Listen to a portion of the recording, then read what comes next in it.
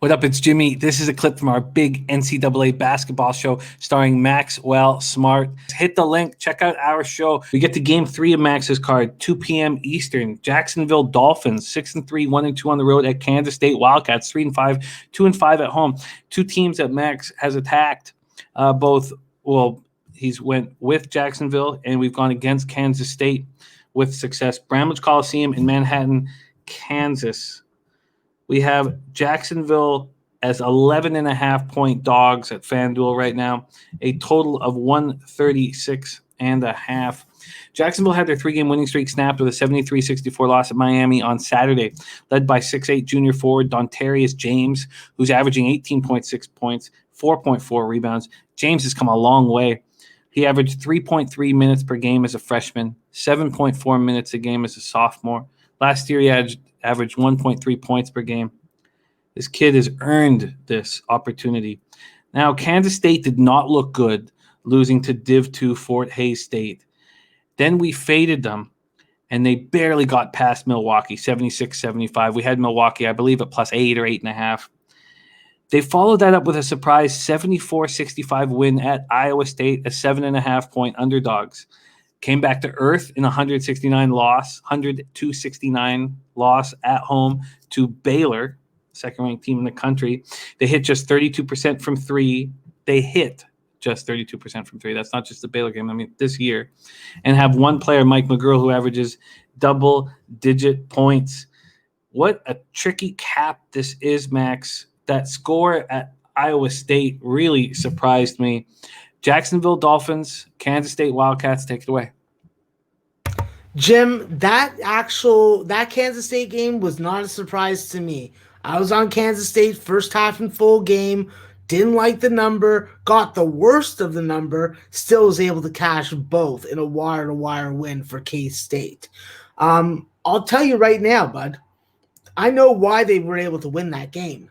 It's because they played Hamilton, Ontario's Northeastern Oklahoma junior college transfer, Rudy Williams. And when you put Rudy on the floor, the dude hits threes. He may have a little bit of turnover issues. He may not be hitting his free throws at the percentage he was doing last year in the JUCO ranks. But don't mess with Rudy. Rudy gets on the floor. K-State's going to win games and going to win us money. However, I do not think that K-State is a team that I can trust as a favorite. So far this year, in games that they've been a favorite of 3 points or more, what have they done? Laid a nice goose egg. And I'll tell you, Jim, a goose egg sounds pretty delicious right now. So I'm probably going to be looking to eat some goose eggs. Maybe I can buy one at a market somewhere. But that's another conversation for another show. Pretty much for this K-State game, when it comes to the total, it's really a coin flip. I think that anything lined in the 133 to 137 range has a good chance of going over and has a good chance of going under. So I really don't have an edge aside from looking for games to bet overs in that range. But I've already been burnt a couple times. I've hit a couple times. The main area of concern that I have for K-State when it comes to a defensive perspective is going to be their 3-point defense. This is a team that so far this year has allowed every opponent to have a relative amount of success from the 3-point line. And with Jacksonville and Dontarius James, who you just mentioned, the man who's earned his minutes and earned his role in those shots, he's hitting 44% from the 3-point line. So definitely something you have to be worried about when you're going up against Jacksonville. With Jacksonville, this is a team that has a lot of offense, a lot of drivers, and a lot of guys that can drive and kick out to the corner for 3-point shooters. I think that with Dontarius James, if Deontay Wood's in the lineup, throw him with Tyrese Davis, you have a threesome of guys that can hit from distance and also make their free throws, which is obviously a big thing for me when backing a double-digit dog. I think that down low, Bryce Workman's going to have his hands full up against K-State.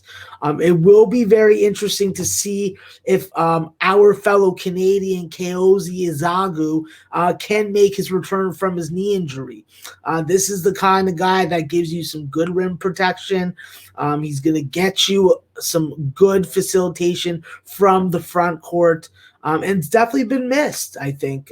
Having to rely on Antonio Gordon and David Bradford, just hasn't been sufficient. So I do think that if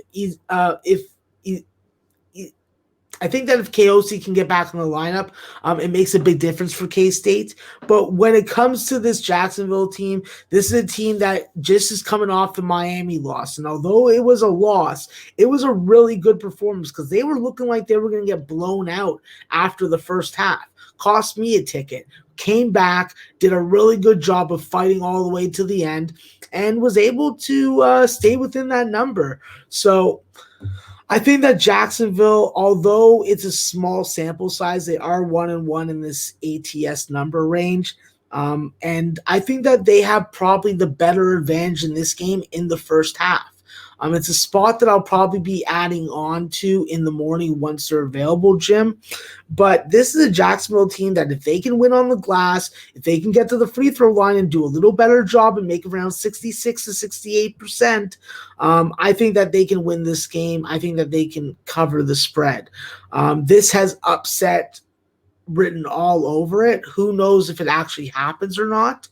But this is a Jacksonville team that if you win on the glass, you win the turnover battle and keep your 16 turnovers down to maybe 12 or 13, you can win this game. And I think they're going to do it with points. I think they're going to score from the perimeter. They're going to have opportunities to hit the three ball. So I'll also look for the over in this game. But for show purposes and to keep it simple, let's go with Jacksonville full game, and then let's add Jacksonville in the first half in the morning. Wow, I love it. There is a plus 12 available at Fox Bet. Yeah. On the odds.com odds page. It's just very juiced. Minus 118. Minus 118 for that. You can get them at plus 11.5 at minus 104. With that breakdown, I'd probably have to take the plus 11.5, but just for conversation purposes, 12 is what I got. Okay. All right, a plus 11.5 because it's just too expensive at this point. Minus 118 at 12. 11.5 at minus 104 is what Max is moving on. And then, Max, what is your range for first half? I think that I would like anywhere from 7 to 9, and I would be comfortable jumping on that. Okay. Got that written down. Plus 11.5 minus 104 at FanDuel. And looking for a plus 7 to 9 first half spot for the Jacksonville Dolphins.